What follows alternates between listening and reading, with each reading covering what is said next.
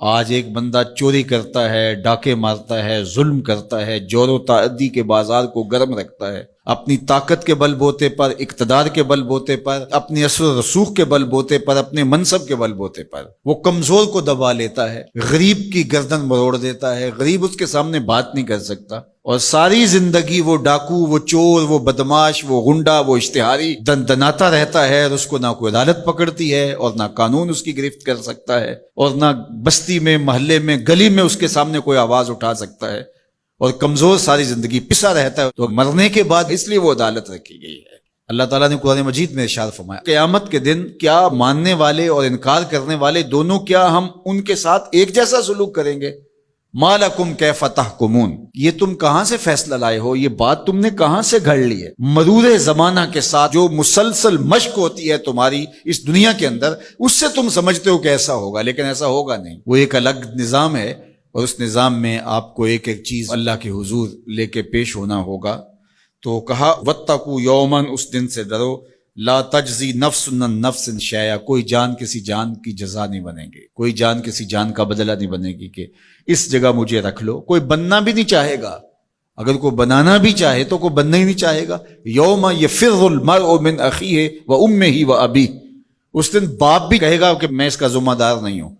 بیوی کہے گی میں اپنے شوہر کی ذمہ دار نہیں ہوں، بیٹا کہے گا میں اپنی ماں کا ذمہ دار نہیں ہوں، ماں کہے گی میں اپنی بیٹی کی ذمہ دار نہیں ہوں، اور وہ ایک دوسرے سے جان چھڑا رہے ہوں گے۔ جب ماں بھی جان چھڑا رہی ہوگی، بتائیے وہ دن پھر کس طرح نفسی نفسی کا ہوگا۔ آج کی تاریخ میں سارے لوگ میدان چھوڑ کے بھاگ جائیں، لیکن ماں جو ہے وہ جلتی ہوئی آگ میں بھی کود جاتی ہے اپنی اولاد کے لیے، لیکن وہ دن اتنا سخت ہوگا کہ ماں بھی چھوڑ دے گی، ماں بھی کہے گی یہ اس سے پوچھو، میں اس کی ذمہ دار نہیں ہوں۔ اللہ اکبر۔ تو کہا وہ دن آنے والا ہے، آج تم نے دنیا کے اس رویے سے اور اس طرز زندگی سے، اور جو تم زندگی گزارتے ہو اس سے تم نے یہ نتیجہ نکال لیا ہے کہ آخرت میں بھی ایسے ہی چلے گا، تو ایسے نہیں ہے۔ اور اگر آپ ناراض نہ ہوں، بعض اوقات خوش آمدی مریدین پیروں کو اس قدر کہتے ہیں کہ آپ تو بخشے ہوئے ہیں، آپ تو کامل ہیں، اور آپ تو پہنچے ہوئے ہیں، اور وہ سن سن کے بچپن سے جب آنکھ کھولتا ہے وہ شہزادہ آغوش مادر سے جب نکل کے وہ خانقاہ کے ماحول میں آتا ہے تو وہ یہی سنتا ہے کہ یہ کوئی الگ مخلوق ہے، تو آہستہ آہستہ اس کی طبع کے اندر بھی یہ راسخ ہو جاتا ہے کہ مجھے تو کوئی پرسش نہیں ہوگی، میں تو شریعت سے، قانون سے، اخلاقیات سے مبرہ ہوں۔ ہم نے دیکھا ہے کہ پیروں کے بیٹے بالکل نوخیز بچے بوڑھے سفید داڑیوں والوں کی تذلیل کر رہے ہوتے ہیں اور ان کو غلاموں کی طرح سمجھ رہے ہوتے ہیں، ان کا خیال ہے کہ ہم ان کے اوپر جو ہے وہ کوئی حاکم بن کے آئے ہیں۔ یہی سیاستدانوں کا حال ہے، یہی باقی طبقات کا حال ہے۔ تو وہ ماحول ایسا ان کو دیا جاتا ہے، اور وہ پھر آہستہ آہستہ یہ سمجھتے ہیں کہ ہم تو بخشے ہوئے ہیں، اور ایسا ہوتا ہے کہ وہ بیچارے دعا سے بھی محروم ہو جاتے ہیں۔ میں نے دیکھا ہے کہ جب لوگ فوت ہوتے ہیں تو بالخصوص جو اس طرح کا ماحول ہوتا ہے